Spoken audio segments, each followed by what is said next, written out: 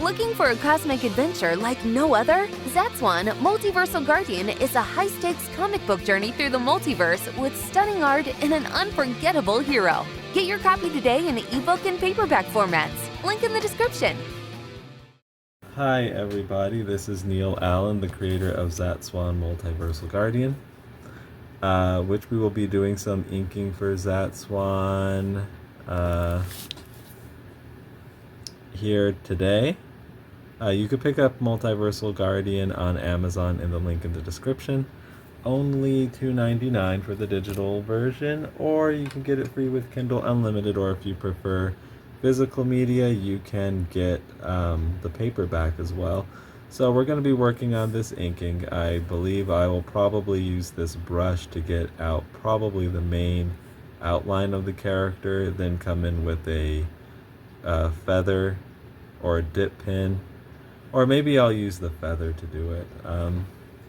Actually, no, the brush. I do like the flowy lines of the brush. I like so many inking utensils, sometimes it's kind of difficult for me to choose what I want to do. So one of the things I want to talk about is it's kind of working off of a topic that I discussed not long ago, which was the "Is Zatswan Black Enough?" video. And that is this idea of, like, do black creators need to work on black characters? Like, is it better to have, if you have a black creator, is it better to have a black, if you have a black character, is it better to have a black writer work on them, say, for the sake of, like, authenticity or getting them right or something along that nature? So I wanted to go into that topic. And I think the short answer is, we'll cut right to it. No, I don't think it's necessarily better. Not necessarily, because, first of all, the thing that should be valued above all else, I believe, is craft.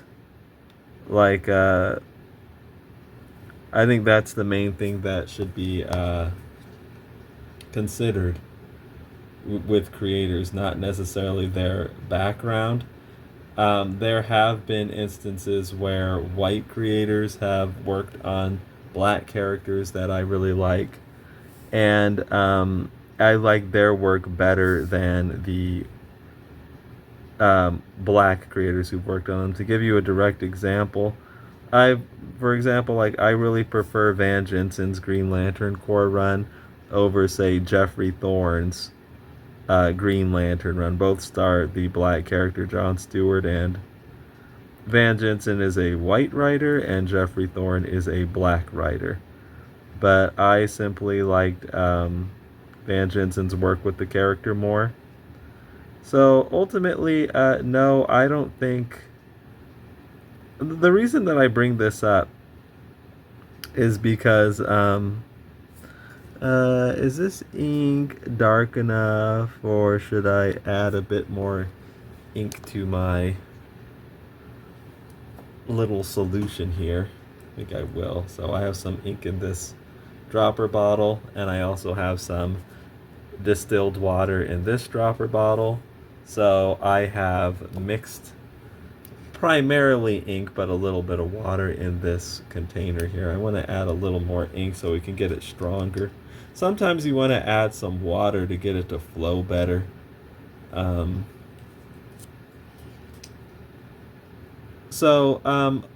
one of the things that got me to think about this was the black creator Christopher Priest, who kind of complained about there was a time he would only get calls to do black characters, and he didn't like that, so I think he started to kind of not want to write them because he didn't want to get typecast, which is understandable, and I know different fans have felt differently about that. Like, for instance, I can kind of argue where I think some may have been coming from. So I think there's this view. if you want really good representation, sometimes you just need to do that yourself. And if, say, here you have like a prominent black creator who seems as though he's like actively running away from doing black characters. So I think some fans found that to be disappointing. As for me,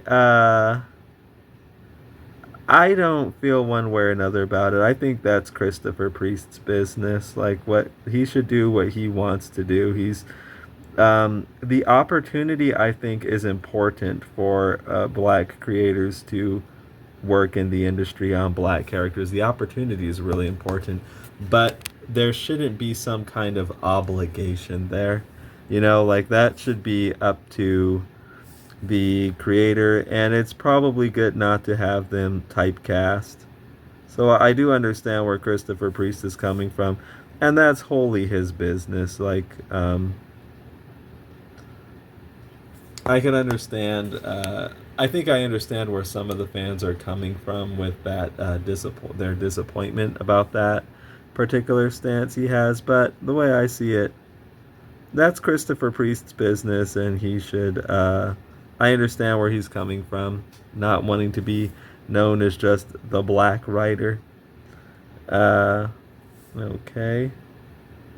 Let's get in this arm here. There are a couple things I want to talk about, though.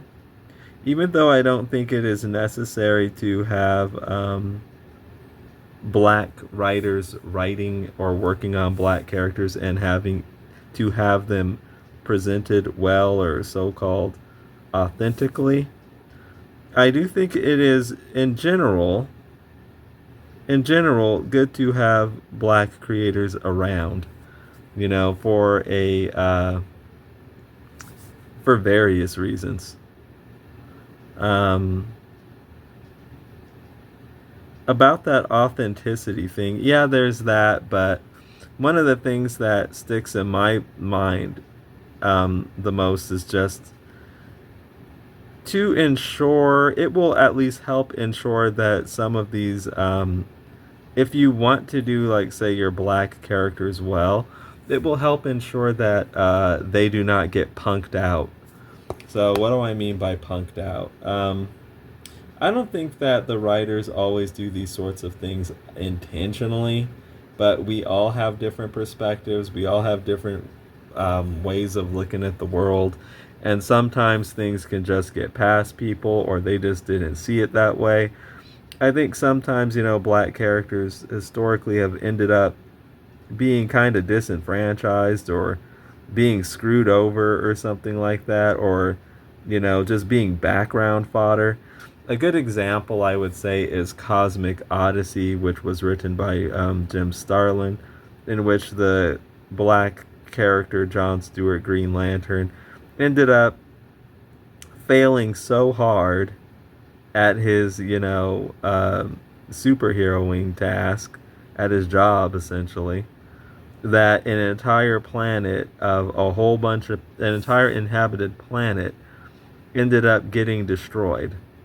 Now, let's go to I'm going to paraphrase it a bit, a quote that Dwayne McDuffie said about that. He was talking about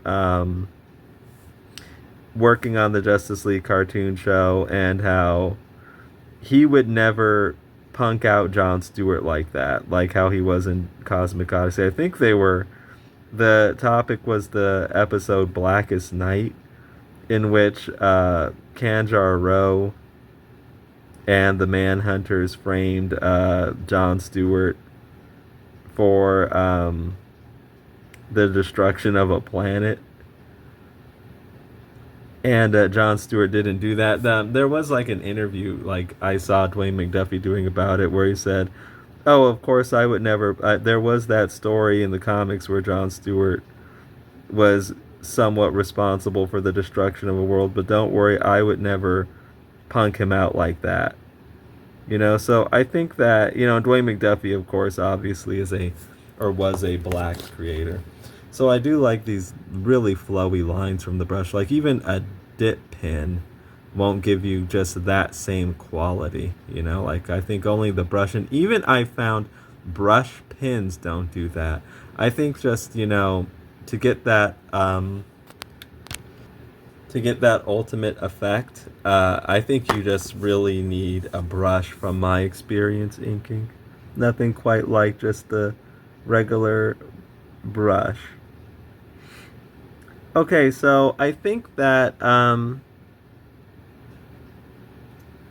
often, though not always, you know, like I said, people see things differently in the world, and some stuff can go over people's head. Like I don't think so. I don't think Jim Starlin did Jon Stewart dirty like that specifically to spite black people, black readers, black fans, whatever. The rumor is that he initially wanted to. Jon Stewart was written way out of character in that comic book, like very cocky, very arrogant. And the rumor is that it was actually he planned for Guy Gardner to be used in that role, which makes a lot more sense considering how he wrote the character. But apparently, DC Comics had plans for Guy, and he was, you know, important for whatever they were doing moving forward. So they were like, use Jon Stewart. No one's doing anything really with him, which kind of goes to another point I want to make. And so anyway, they had Jon Stewart blow up that planet.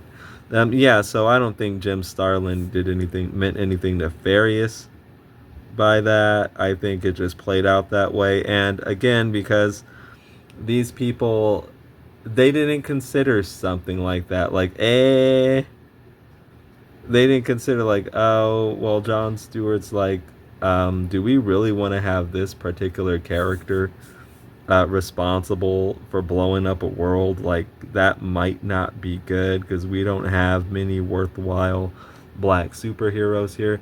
I think there's a higher likelihood that if there were, say, a black creator in the decision-making process there, something like that could have been averted, you know, because no, that it's not good to do that to one of your very few black superheroes. See, the thing is, they would never do that to Batman or Superman, you know, because they value those characters way too much to kind of have them be responsible for such, or to fail to prevent such a horrible tragedy because of their own, you know, personality problems. They wouldn't do that.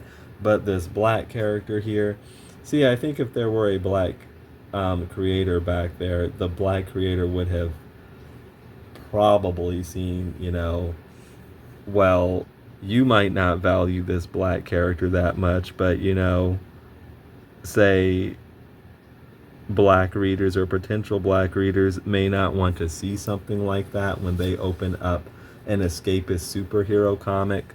Like, the person that looks like them is the big F up, you know, the massive screw up. Like, and I think, like I said, people just have their own ways of seeing things, and they have, you know, we all have our blind spots.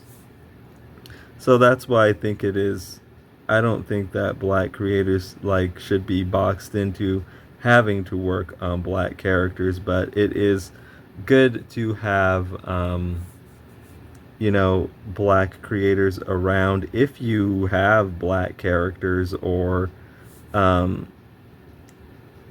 you know, want to appeal to that reader demographic, I think, because there is a lot to talk about there. You know, they could just kind of see things, they can see things that other creators just would not. Like, if there was, again, a key black creator making the decisions through all that 2000s period of Jeff Johns' Green Lantern, would Jon Stewart have been sidelined the way he was? Probably not, because you know, they probably would have realized something like, well, this is a character I may identify with. Why would you want to be a character you identify with be completely in the background? Now, that said, not all people are the same, and some people just, they might not like that character no matter what race, ethnicity, or their background is. And I've seen that before, yeah. So, of course, it's not a given, but I think there's a greater chance having a different perspectives in there can prevent, help with blind spots that others may have. I guess that's the main point I would like to make in regards to that. And speaking of that not being a given, that's one of the things I want to talk about too. Obviously, of course, not all black people are the same.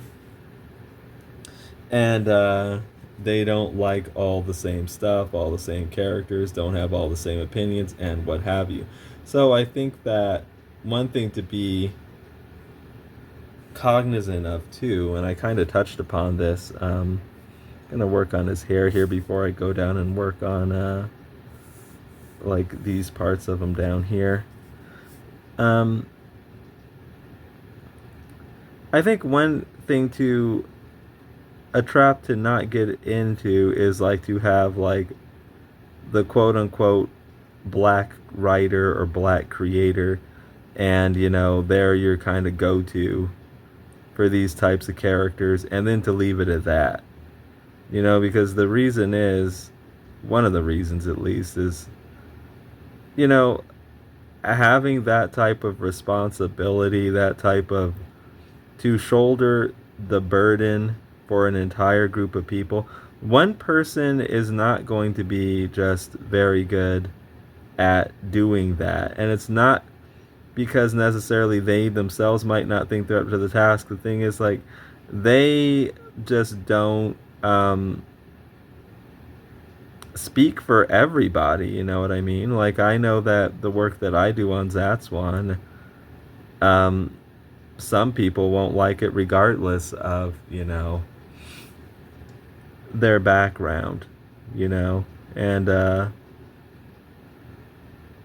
okay, let's get in more of his hair here. Might have to dip again.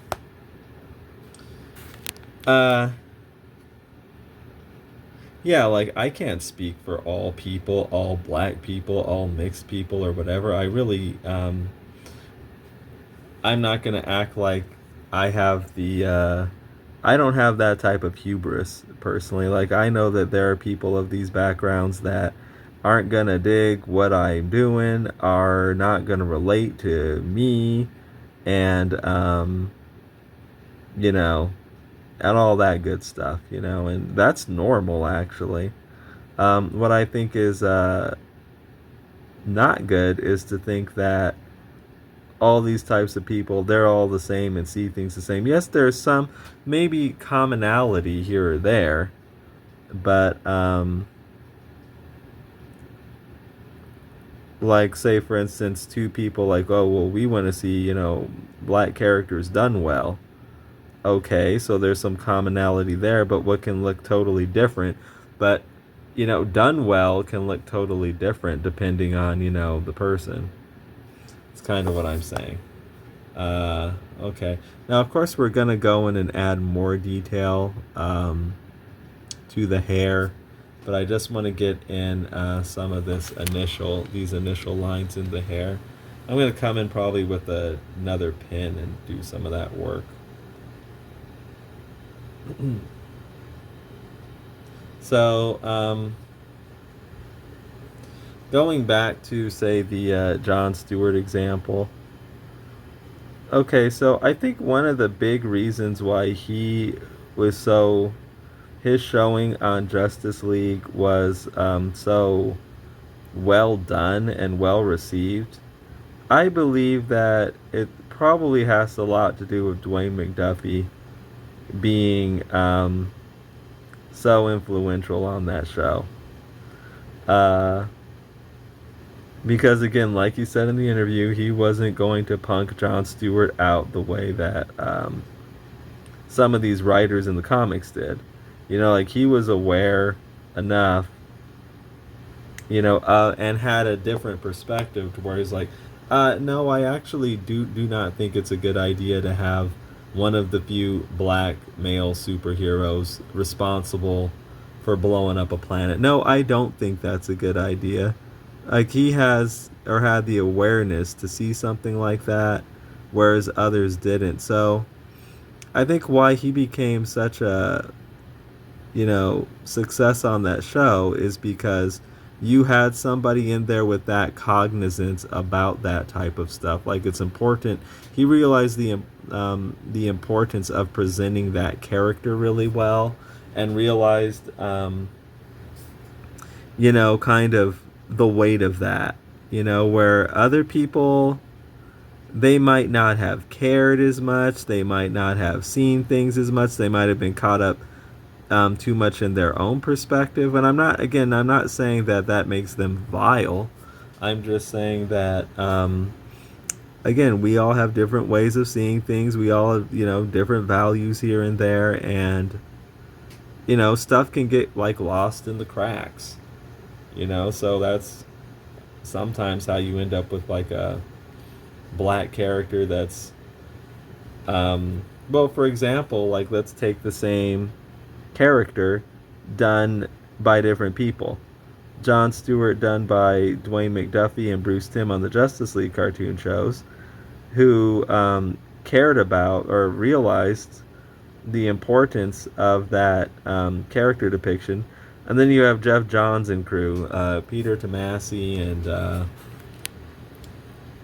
Dan DiDio and all them. Same character, different people, and look how the character is presented. By Jeff Johns and crew, he's presented as not mattering, background fodder, boring, hidden, and so on and so forth. Because likely, this is getting a little... Okay, I think we're getting like a too much of a wash type of look. Might be getting too watery. Let's pour some ink in. Likely, what I was saying is, somewhere down the line, those people likely have different values, like different things that they think are important, different things that they want to do, different things they want to portray, So, yeah, basically, easy way to sum it up is just different values.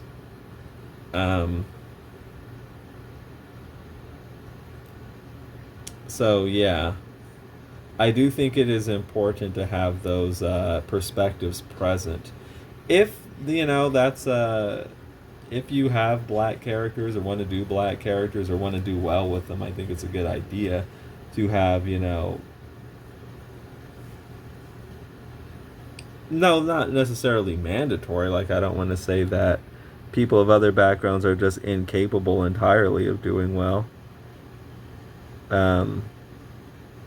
I certainly don't mean that. I would simply say that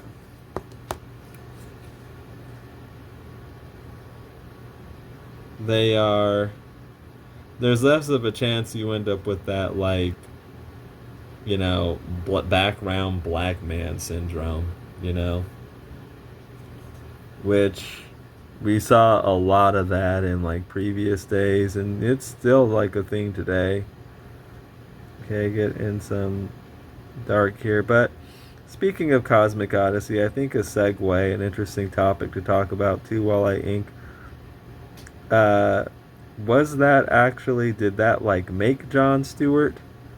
Or was that, like, a very bad creative decision for him, and did it hinder him?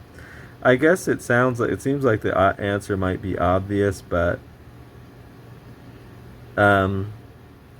there's a bit of a case you can make towards, like, it being something that may have helped. And I would say the biggest case to make in regards to that is his, I don't know, I won't say his most beloved, but one of his most iconic and beloved stories, Green Lantern Mosaic, essentially came out of that.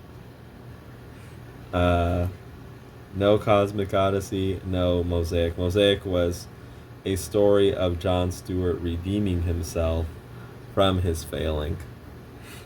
And, Mosaic is a very, very good story. So writer Gerard Jones he made the best out of that situation that he could have. So, here's the interesting thing about that. If they had, okay, so Mosaic was like a story of redemption for Jon Stewart. And if DC had followed through with that, then okay, maybe that would have worked. But here's what they did instead. They kept resetting the clock and having him upset, sad, still not having worked through his stuff, still having, psychological problems and all this stuff because of the destruction of that planet Xanchi, which is the name of the planet. So even though Gerard Jones did Mosaic to kind of have Jon Stewart move on from the depression and that he suffered from that whole ordeal, other writers, they just kept putting him back at that. And it wasn't, just one particular writer, like, say, Jeff Johns, even though he's certainly one of them. You had guys like Ron Mars during the Kyle Rayner era.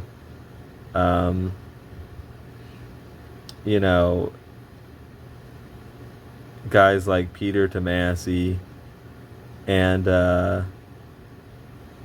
who just kept putting him back to that spot. So if, they had just, paid attention to their own continuity and said, okay, John's worked through this. He's redeemed himself with his work on the Mosaic world. Okay, maybe that would have been one thing, but I think it just goes to show somewhere that's what he became known for, so that's what writers kept defaulting to. Oh, this is the guy who, destroyed a whole planet, you know what I mean?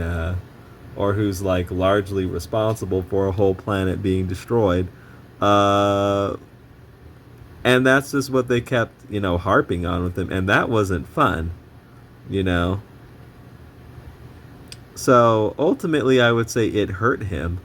It was a bad creative decision, and it became one of his primary defining features for decades. What's interesting? It doesn't seem to be the case anymore. That planet doesn't really come up much. So I think that DC is getting past that. Fortunately. How many times has John kind of moved on and resolved his issues with that? It seems that we might have seen the end of that. Okay. Let's bold that line up a little bit. And I'm going to pause for just a bit. But, yeah, I think that... Okay, let's get in this hand here. Dwayne McDuffie, deserves a lot of credit, I think, for the work he did on Jon Stewart. I mean, he made him an attractive superhero, with the cool powers, not a background dude, good presence, deep love story, I thought that was really impressive. And like I said, I'm not convinced. I'm not completely certain, but I'm not convinced that it would have gone over that well if that key perspective wasn't there to, so to speak, look out for that character. You know what I mean? Because like I said, we've seen a lot of these background dudes, like how Jon Stewart actually would become in the later in those Jeff Johns comics and stuff. Okay, let's get in this hand here.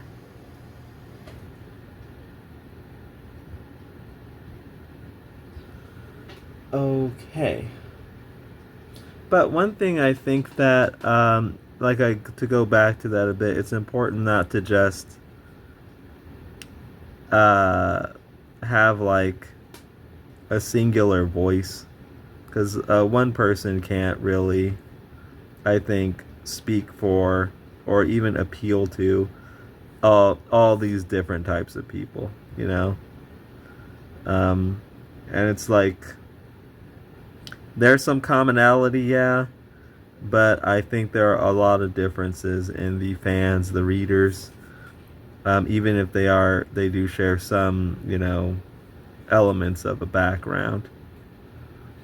Like we've seen that with, for example, Ta-Nehisi Coates, Black Panther. You know, he's supposed to be this like pro-black guy. Pro-black like article writer. You know, one thing too, like you want to like I was saying, you want to go after craft. That is the most important thing. And not just, you know, optics. Like, oh, we have our, you know, Ta-Nehisi Coates. But or we have a person from this background, you know what I mean? But this is what kind of confuses me about DC Comics, and I'm not like frustrated about that. I don't want it to come across like that. Like I'm like, rah, why aren't you paying attention to me or something like that? No, I don't mean to. I don't want it to come off that way, but I think it's just so weird that they go after some of these like people who really aren't even that into their stuff. And I was kind of, you know, I recently made a video about that Red Hood writer. Like, I think, I'm just going off of what I heard, so apologies if this is incorrect. The writer confirmed that they've never read a Red Hood comic book. And the writer, it was confirmed that I don't know if it was confirmed, I don't know. But I heard that DC actually approached this writer to write Red Hood. And I'm just kind of, and then they get this kind of crazy behavior, and I was just kind of wondering in the video, like, why did you go after this person when there are so many other people, like, who would be interested in working on that? And one of the things it seems to me that DC has been doing, or Marvel too, and I think this is bad, they're actually going after these people who probably are not that interested and who probably do not know their brands that well and their characters, but oh, like you wrote for the Atlantic, like Ta-Nehisi Coates. I think that's what he did, didn't he? It was some kind of, okay, so I see you're not writing superhero comics, and I don't know that you've displayed much of an interest in superheroes, but I like that clout that you got writing for the Atlantic. Will you write my Black Panther and Captain America and all? Like, this is wrong-headed, I think. You are much better off actually. Okay, so we might have the and then when you do stuff like that, honestly, it looks like you are just, I don't want to cast too much shade at them. I don't want to like say diversity hire. You know what I mean? But it's like, you got the right skin color I want, and you got some kind of clout, so I want you to write my Black Panther. What I think they would be a lot better off, I honestly think they would be a lot better off if they actually went for fans. You know what I mean? Fans who actually care about the character. You would be better off like getting probably good, quote, like key point on good fanfic writers than you would be getting just some black guy because he writes social issue articles. You know what I mean? Get somebody who actually cares about that stuff. See, the reason I say that is because in the old days, before things became like so corporate, that's what they would largely do. I think that you know, the biggest example of that is probably like Jim Shooter. he he was a fan who just sent in story ideas and stuff to DC, and they're like, hey, this is pretty good, like, let's talk to this guy, you know? Nowadays, and he even said this, that would never happen these days, but I'm sure there are reasons for that. But I mean, honestly, I personally think the companies would be better off if they actually did that, or something like that, than just hiring these, you know. Okay, let me get myself in a little more comfortable situation here. Hiring people like Ta-Nehisi Coates or this writer that didn't even know anything about Red Hood, but apparently was, you know, had some clout from somewhere. That probably has a lot to do with couple things. Why the stories are so bad, oftentimes. Why the continuity is like nearly non-existent. You can't expect the continuity to be strong when you keep hiring a bunch of people who do not know these comics, do not care about them, do not care about these characters. Like I'm saying, you would probably be better off hiring talented fans, you know, that, you know, either you scout yourself or you have, I don't know how you do it, some kind of submission system. I'm sure that would get flooded with all kinds of stuff, but, you know, going after the writer in the Atlantic that, I don't know how Coates was hired, but I wouldn't be surprised if one of those companies like Marvel courted him. You know, that's like, well, you get what you get with like that type of process. I'm out here. So we're just adding in some. So as I was saying, I think craft, passion, things like that, that's what's most important. Like over background. But I do think there is a lot of worth in having different perspectives and things like that, and back there in the writing and decision making, you know, just to make sure that, because we all have our blind spots, and there are other people, they don't have the same blind spots and they have different perspectives, and you know, that's valuable, I think. Okay, let's get in a bit of that. And it's good to have people who do have different values, you know, because if you want to appeal to different people, then, you know, I think it's crucial to realize that not all of us see things the same way, value the same things, and are okay with all the same things, you know.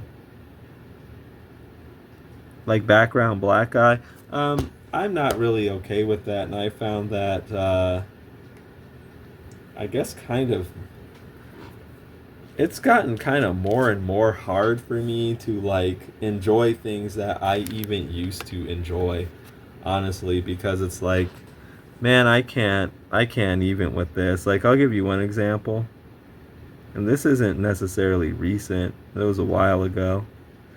The show Smallville. Now, when I was a kid, when I was like really young, I really enjoyed Smallville. Like, me and my older brother would watch it, and we were both big Superman fans, and you know, we had a lot of fun with it. And I have like good memories of Smallville, right? But I mean, this character, like Pete Ross, and the thing is, I don't even blame Pete Ross. I don't blame Sam. Sam Jones the Third. Did I get that right? Yeah, I think he is Sam Jones the Third.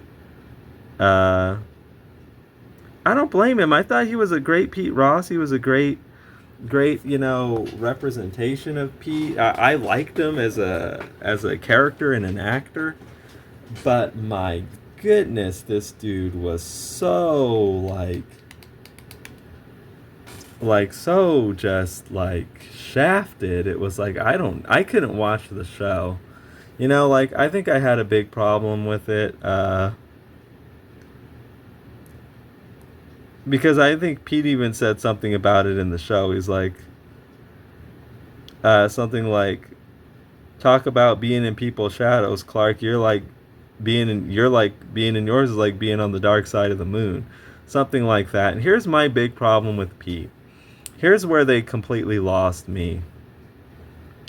So, or no, that's not where they completely lost me. It's one of them where they completely lost me. So, if so, in Superman lore, and I think people obviously they know this. Pete Ross does end up with Lana Lang, right? Oh, that is never, ever, ever, ever, ever, ever, ever, ever, ever, ever, ever, ever would you see that on Smallville, you know? Um, okay, I'm going to... This thing's flowing pretty well. But I think I might work on my solution just a little bit. Let me pause while I do that. Okay, so we're ready to go. So I think my point is like, well, if we know Clark is gonna end up with Lois, then why wouldn't you do that? That's kind of like where I'm coming from. Like, I don't see the harm in doing something with Pete, you know.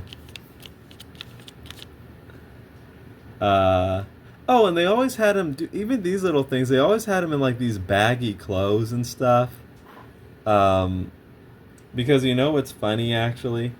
Sam Jones III had like a considerably, in my opinion, better physique than Tom Welling. So they would always put Tom Welling in like the tight t-shirt and Sam Jones III in this baggy clothes. Okay, there are a couple other things I want to talk about these baggy clothes. That kind of brings my attention to something else. Well, and I will get into that, but we'll come back to these baggy clothes. They would put, you know, Pete did manage to, you know, get a scene where he did not have his shirt on, and you know, dude was set up. You know what I mean? He, way better than Tom Welling, and I just think, oh, this is so ironic that, oh, well, you can't be showing up Superman, you know what I mean? So they made sure that he would wear these baggy clothes. Do I think that was actually thing? Yes, I actually do. Now, of course, if I was on the set, if my perspective was there, I would at least be voicing these concerns. You know what I mean? Like, if we know Clark isn't going to get with Lana Lang, then we can follow Superman lore and build up a romance with Lana Lang and Pete Ross. But nope, can't do that. You know what I mean? That's out of the question. You know, they're not doing that.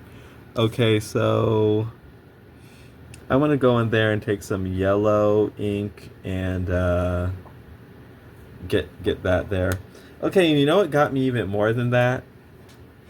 Okay, so, and honestly, I wouldn't, like, that wouldn't be my Pete Ross ship, like Pete and Lana Lang. That I know that's like what the comics do, but that wouldn't be my go-to Pete Ross ship. My go-to Pete Ross ship is actually, would be, like, if I was writing the thing or working on it, and this should come as no surprise because it makes sense.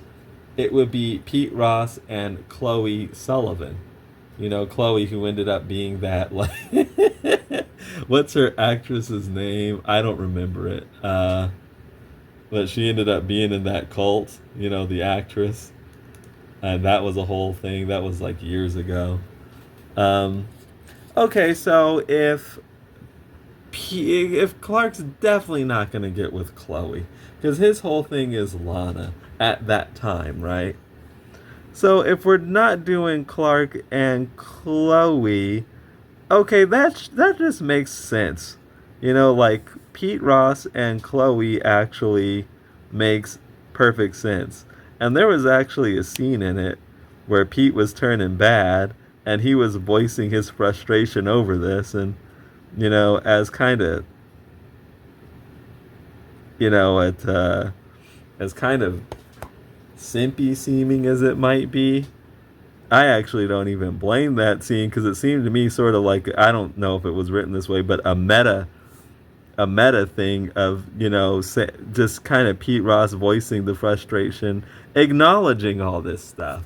You know what I mean? Like, why am I always just this black best friend who doesn't really have much of any agency of my own, not shown at all to be any kind of desirable, you know, and all this stuff, right? I mean, so there was a scene where, yeah, Pete was like mad at Chloe, and he was under some kind of influence of mind control. I don't remember what it was, because she liked Clark, and she wasn't paying any attention to him. Asked her, "Give me the damn keys." That was like the line. Chloe had some keys and he wanted them. I have to look that up. Maybe that'll help me find it. Give me the damn keys. It starts out with him looking for me, and then it gets into give me the damn keys. I don't remember the circumstances of any of that outside of that, but okay, so Chloe is pining for Clark, while Clark is pining for Lana, and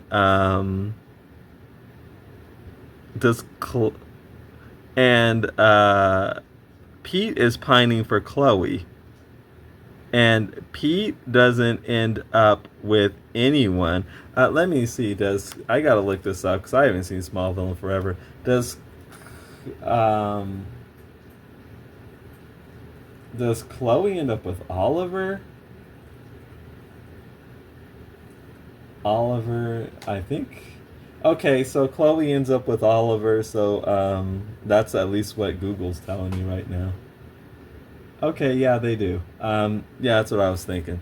So Pete just ends up being odd man out, fifth wheel, and I know Sam Jones would eventually just get himself off that show some kind of way. I don't know how, or maybe they got him off the show. I don't know how it happened, but okay, so this is why, like, the point of all this is that these perspectives are important, because apparently, without them, this is the type of thing you end up with sometimes. And I don't know. Maybe they did have some other perspectives back there, but some kind of way, we ended up with this weird situation with Pete Ross where I can't go back and watch. I grew up, with Smallville. It's like I'm very nostalgic for it. I mean, I loved it. I loved it like the same time I was like into Justice League a lot on TV. And I'm cleaning off my bird feather right now. And you know what? I have those pleasant memories with it. And I do like value those memories, but I find that I've given it more than one chance. I find it a very difficult show to go back and revisit, just because the handling of Pete Ross to me is like so infuriating that I just can't even with it. You know what I mean? And here's another example. And again, the main point is that when we don't have these perspectives, this is what we get. I know I'm not the only one who feels this way. We just get people who like, oh, I never noticed that, or I never saw it that way, or Pete was always really awesome. Pete was great the way he was. And there are going to be a segment of people, I know not everybody sees it my way, but I think that there are there are people who do too, who are like, this is frustrating and I don't think I want to watch it. You know what I mean? Okay, now let's get from this direction. Let's move that a little bit back so I can reach and have some room. Yeah, see, the thing with this feather is that it's like a pretty big thing. It's a goose feather, and it's like I have a light here. Let me see if I can. It's what's like giving me all the lights. One of these types of lights. The issue I run into sometimes with the feather is that it's hard for me to like not bump into the light when I'm working, but it's a small price to pay. I do like the feather. Okay, so let me think. That's gonna be a blue aqua, isn't it? No, actually, this here. Make sure you can see. This here is gonna be yellow. So yeah, I can't go back and watch Smallville. I just gave up. I'm like, I don't want to watch this thing. This is like, eh. Besides, I do know Smallville gets. I liked it a lot, like in the early seasons, maybe the first 3 or 4. But to me, it got like pretty bad, like as it went on. Okay, let's add that line. I want a line in here to connect, and also this is his leg here. He's like underneath a blanket, so we're gonna want to get that in. Let me get this in first. So here's another thing that I can't go back and watch, and this one kind of like pains me. You know, Smallville kind of pained me too, but Power Rangers, not Mighty Morphin Power Rangers. Interestingly enough, with Jason and Trini and Zach and Kim and Billy. I was watching that not that long ago and having a blast with it, but and this is pretty sad for me, because I think a part of me likes this Power Rangers even more than that original one. Power Rangers Turbo and Power Rangers in Space with TJ, Theodore J. Jarvis Johnson. I have trouble going back and watching that, and why that pains me is because I kind of love it. So, yeah, this ink isn't that dark. I'm seeing it looks kind of faded. So let's go over that again. Like, I love it, but it frustrates me, and I'm just like, you know what? I shouldn't be watching something if it's just like bugging me, you know. So TJ Lee, he's famous.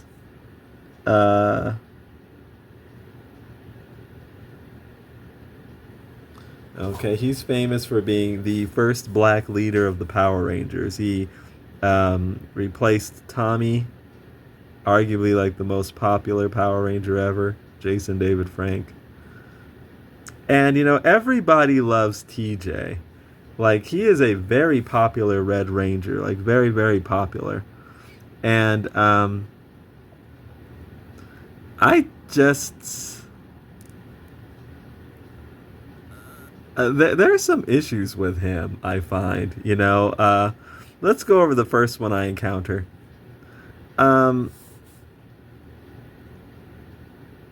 The first for me probably is his asexuality. And I know that might sound funny, but I'm going to be very candid with you. This was a very asexual dude. And I find that was pretty interesting, considering like Tommy definitely was not. So Tommy always was able to find himself in for Power Rangers it was kind of deep, some kind of deep romance with the Pink Rangers, Kimberly at first, and then Catherine. You know, presented Tommy as this dude, and you know what, people who are like, I do find that there are people who like defend this stuff.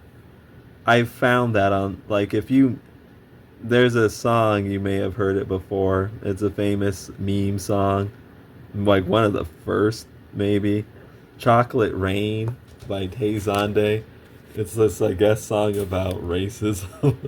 uh, it goes, some of the lyrics are chocolate rain, say it publicly and you're insane. Remember, it's like about like, I guess like racism, systemic racism, racial bias, stuff like that. Say it publicly and you're insane. So if, um, in some, to a lot of people, like if I would bring these concerns up, they'd be like, oh my God, it's Power Rangers. Romance was never like the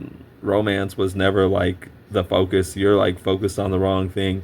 Meanwhile, their favorite Power Ranger is Tommy, and Tommy's like always getting busy with some Pink Ranger.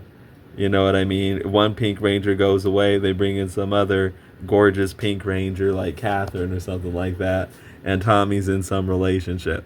So it's like, okay, if you bring this out, how come TJ's not like that? And I do have some specific complaints about him as it relates to this sort of thing. Uh, is there anything more we want to do here? Oh, we wanted to get this leg. Get a brush for that. Let me clean off my feather. Okay, so there's a lot I can talk about with him. This is so weird. TJ has this like very, very close relationship with Pink Ranger Cassie Chan. You know what I mean? And like they're very, very, very close. But this guy's like ultimate friend, I guess. And they introduced some other love interest for Cassie, Phantom Ranger, and I don't know. Obviously, there was a change in the pattern there. Um, we also saw this Red Ranger, Pink Ranger thing go on. So anyway, moving on. So TJ's this mega asexual guy. Red Ranger before him, Tommy, was not. Had Pink Ranger girlfriends. 2 of them, by the way. And then, so then TJ comes after Tommy. Ends up being mega asexual dude. Gorgeous Pink Ranger there around him all the time. But apparently, he's just Mr. Friend or something like that. And TJ is an awesome character. I love TJ. TJ is like, oh my God. That's why this is so like disappointing, I guess is the word for me, because I adore TJ. He's like one of my favorite heroes, period. Like I just think everything about him except for the stuff I'm talking about right now is awesome and like perfect to me. Okay, so let's get in this leg. I have to like position myself well. And it goes down.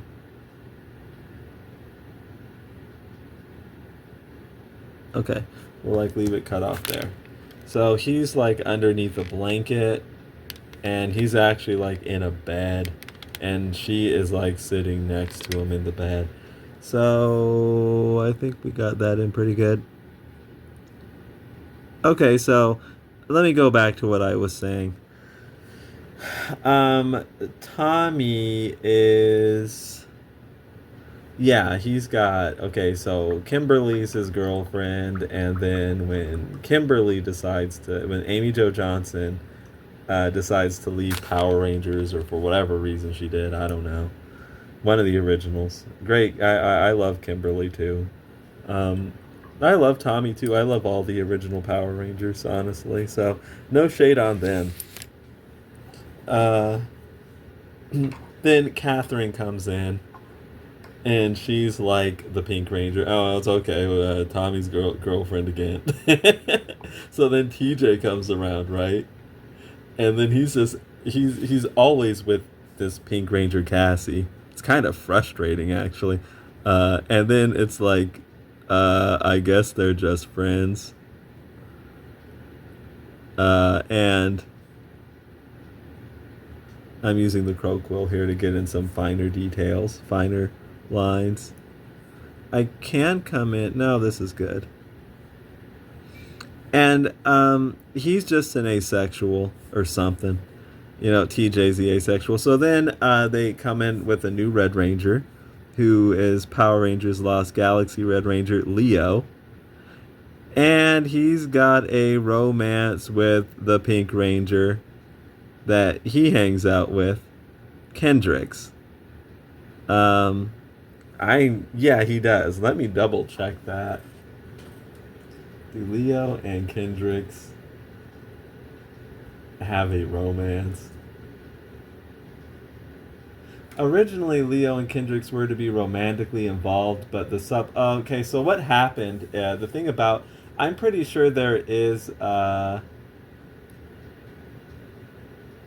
unlike Leo... Okay, I'm pretty sure there are, like, romantic elements between Leo and Kendricks on Power Rangers Lost Galaxy. Remember, it's been a minute since I've seen it. Like, I do have it on DVD.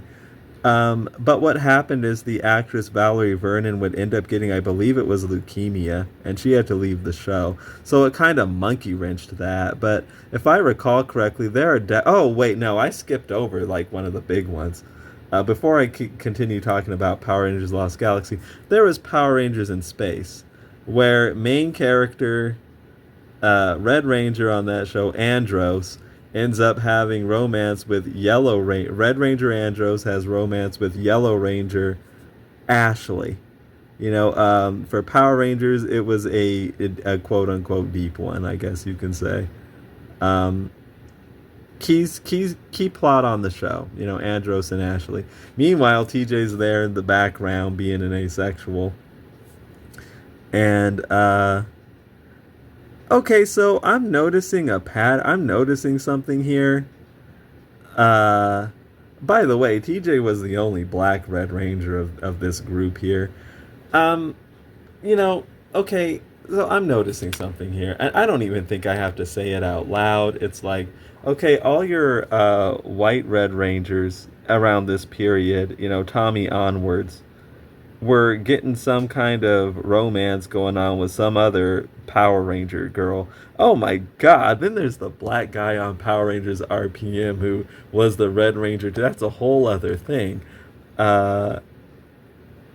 So all of them do, except for TJ, and weirdly enough, TJ has this very close bond with the Pink Ranger of his generation, Cassie. And I don't know, Cassie's pining for some Phantom Ranger, and literally nothing comes from that. Like, literally nothing. It's a plot that's just basically dropped. We don't even know who Phantom Ranger ever was. It just doesn't go anywhere. Which it completely, like, blows the potential of Cassie and TJ away. So my problem kind of with... this is why I'm saying that this is a long-winded thing, but why I'm saying these different perspectives are valuable. Because some people will come in with the perspective, like I said, remember, Chocolate Rain, say it publicly and you're insane. If I, like, brought this up, now not everybody would, like, have a problem with me doing that, but there are definitely going to be some people who do. They're going to be... first you're going to hear, like, well, Power Rangers is not about romance, it's not about, love, and it's about, like, karate action and, suits and Zords, and you're focused on the wrong thing. Meanwhile, their favorite Power Ranger is probably going to be Tommy, who's got these two Pink Rangers, and Andros, who has that deep relationship with Ashley. Meanwhile, Black Dude, TJ, is just this mega asexual. So you would hear this justifying and stuff. Meanwhile, they're enjoying all the fruits of, the characters they like. Meanwhile, black character can't... the problem here is this. It's that he cannot be as fully realized a character as his contemporaries like Andros and from Power Rangers in Space, Tommy from various Power Rangers, and Leo from Power Rangers Lost Galaxy, and all this stuff. There's something there that he cannot do that they can do. And it doesn't. Honestly, we can see what that thing is. That thing is, but you're not supposed to talk about that. And if you do, you're gonna hear that among some people. I guarantee it. Well, Power Rangers isn't about romance. It's about like karate action and like You know what I mean? And by the way, my favorite is Andros, and I'm writing some Andros and Ashley fan fiction, and it's gonna be that whole thing. So I think that, okay, let's say that I was there either writing or something. Do you think I would write anything like that? Do you honestly really think I would write that? It kind of goes back to that Dwayne McDuffie quote that I gave. Um, where Dwayne McDuffie's like, of course I wouldn't punk Jon Stewart out like that. Like, have him blow up that planet. I think we have our Zatswan in here. We can go and work on our Alakazona here somewhat. Of course, yeah, no, I wouldn't have wrote that stuff. I would have seen issues with all this stuff. By the way, about those baggy clothes, I guess we should keep going because I still have some stuff to say. Okay, so TJ, when he was Red Ranger on Power Rangers Turbo, this is something else that like happened to him. He got demoted to Blue Ranger on Power Rangers in Space, and new Red Ranger Andros started eating up like all the screen time. So TJ kind of got that Jon Stewart. He got the background black guy treatment. The same thing, literally. He was like basically doing like I have trouble. That's the thing. I have trouble. I kind of love those shows, but I kind of have trouble watching them because of stuff like this. Because it's like this is kind of frustrating. Like my favorite character is just getting like punked out like crazy. You know what I mean? So it's like I don't know if I want to watch this, and so I don't. Fortunately, Justice League with Jon Stewart doesn't give me that feeling. Power Rangers in Smallville definitely do. So moving on. So TJ got demoted on Power Rangers in Space. Go look at this. I'm giving you. Was this on purpose? Yes, because I guess I'm pretty observant, and I'm actually noticing this. Go look at this yourself when you have the chance. Watch for this. So on Power Rangers in Turbo, Selwyn Ward, actor who plays TJ, is often put in these like tight muscle shirts. And again, Selwyn Ward's set up pretty good. You can tell, good physique, and all that stuff. So okay, then go watch him on Power Rangers in Space. Here's what you're gonna see. Except when they're in, and granted they are in these like kind of Astro Megaship uniforms often. Except for that, you're going to see him in a bunch of really baggy clothes, like wearing some blue overalls and some really baggy clothes on that show. So again, Selwyn Ward, good physique, set up good, really baggy clothes. And you want to, and guess what? You can kind of tell, like if you watch, like Selwyn Ward has a Selwyn Ward's like in that term set up better than Andros. Christopher Kamen Lee, that's his name, I'm pretty sure. Yeah. So okay, Selwyn Ward's looking pumped up. We can't have him outshining Andros in that respect. So put him in the baggy clothes. It's that whole thing again. You know what I mean? Like he went, and with TJ, it's kind of so obvious because he went from the muscle shirt to like the baggy shirt. He was never wearing those baggy clothes. I won't say never. Like I was gonna say, he was never wearing those baggy clothes on Power Rangers Turbo when he was Red Ranger, but he probably like here and there. But on Power Rangers in Space, he was like that was all he was wearing when he wasn't in the Astro Mega Ship uniform, and kind of that was the same for all the Rangers except their shirt was a different color. So it's like, oh man, this again. I believe Now there's a possibility that I could be wrong, but I believe that they didn't want him to kind of show up Andros, similar to like how they didn't want uh, Pete Ross to show up Clark in Smallville. Okay, so yeah, I'm seeing something here. I personally believe, this is my thought, could be wrong, this is my thought. If the actor who played Pete Ross on Smallville was white, you would have saw him get together with Chloe Sullivan at some point. You know, like Clark's not going to do that because he's ultimately meant for Lois. So it would have been Pete and Chloe. Alternatively, it could have been Pete and Lana if they decided to kind of play into like Superman lore, like comic book lore. But I don't think they would have done that. I think it would have been Chloe, just because for their canon, for their story, it made more sense. However, something came in and that didn't happen. The thing that seems like to me in most normal situations would happen, for whatever reason, it didn't happen. And you know, like, why? I don't know. Again, Chocolate Rain, say it publicly and you're insane. I'm sure if I brought it up to some people, they would have some kind of, well, you know, you're focusing on the wrong thing, and, you know, it's like, you know, I never saw that, and it would be all that kind of stuff. You know, but for me, it's like, I think there's a reason this didn't happen. And then there's Power Rangers with TJ. And, you know, we're seeing these patterns with these other Red Rangers. They don't end up being asexual characters, yet the Black Red Ranger did. They would often end up with some other, like, female Power Ranger. Like, be it the various Pink Rangers or a Yellow Ranger or something.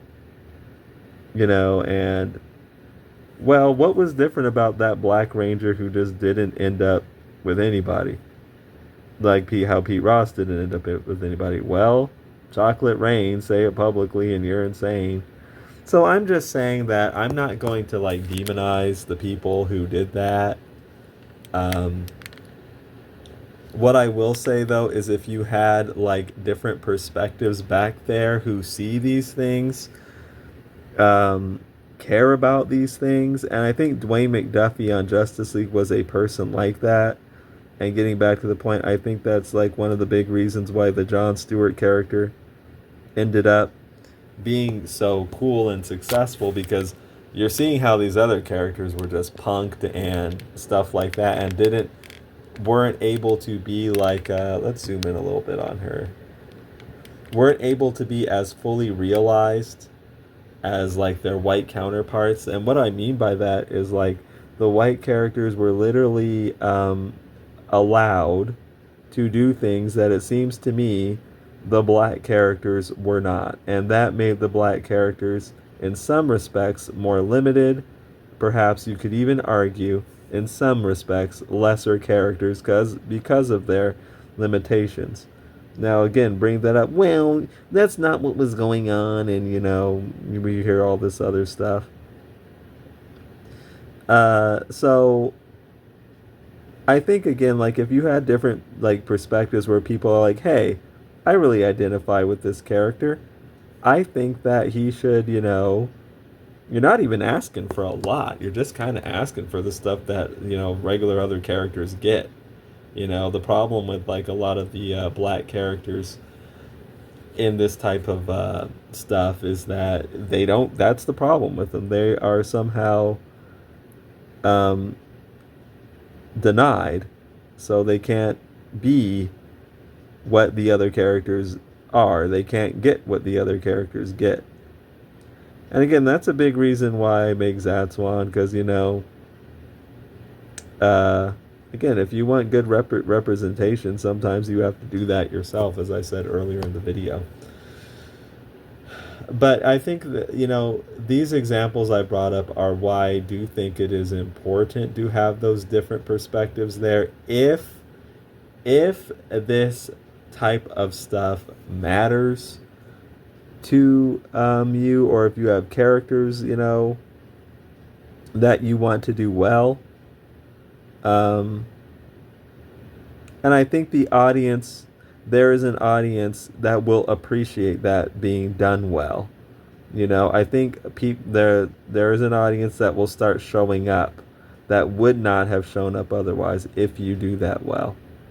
So if that matters to a company or whatnot, then I do think it is important and good to have those different perspectives because, like I said, these characters can get lost in the cracks. It might not necessarily be that, people are doing stuff maliciously. I would say they're not. I would say they have trepidation about things, but I would say that sometimes, it just takes that person who's like, hey, we're not going to do it that way. I think that's kind of limiting and lame. Or why can't this character get a romance or something like that?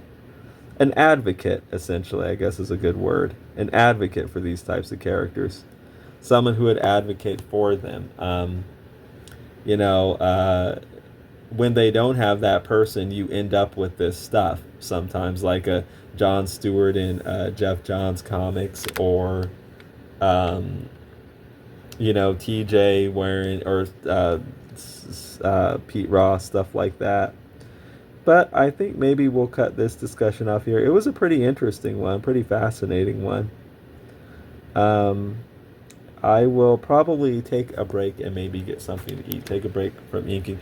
Thanks for joining me as I inked in the Zatswan here. That was a lot of fun, and I think we got him in pretty good, huh? He looks like he's ready, more or less ready to be colored up.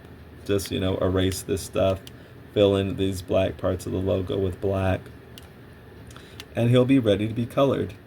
And I will continue working on Alakazona after I eat. Be sure to pick up Zatswan Multiversal Guardian on Amazon in the link in the description. Like and subscribe. That helps a lot. That really does help a lot. I really appreciate everybody who has and who's helping to grow this channel. That means a lot to me. So be sure to like and subscribe. Let me know your thoughts in the comments about any of this stuff. And I will, of course, talk to all of you again very soon. And thanks a lot for hanging out while I inked. Take care.